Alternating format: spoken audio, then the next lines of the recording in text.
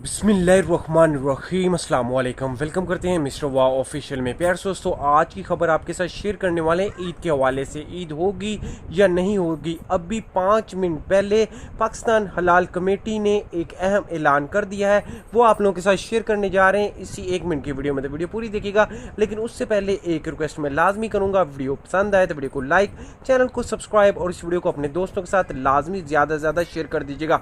प्यार दोस्तों, बहुत अहम खबर होने वाली है। और एक बात, बहुत सारी सोशल मीडिया पर वीडियोस आप देख रहे होंगे जिस किसी में बताया जा रहा है कि ईद होगी, किसी में बताया जा रहा है कि नहीं होगी, लेकिन जो हकीकत है वो आप लोगों के साथ कोई भी शेयर नहीं कर रहा। तो प्यारे दोस्तों, मैं आप लोगों के साथ शेयर करने जा रहा हूं, अभी 5 मिनट पहले ऐलान हुआ है ईद के मुतल्लिक, अहम ऐलान हुआ है। प्यारे दोस्तों, जितने भी मेरे पाकिस्तानी भाई हैं, चाहे आप किसी भी मुल्क से ये वीडियो देख रहे हैं, इसको ज़्यादा से ज़्यादा शेयर कर दीजिएगा। हलाल कमेटी ने ये ऐलान कर दिया है कि पाकिस्तान में कल ईद उल फितर मनाई जाएगी इंशाल्लाह। तमाम मेरे सुनने वालों को ईद मुबारक।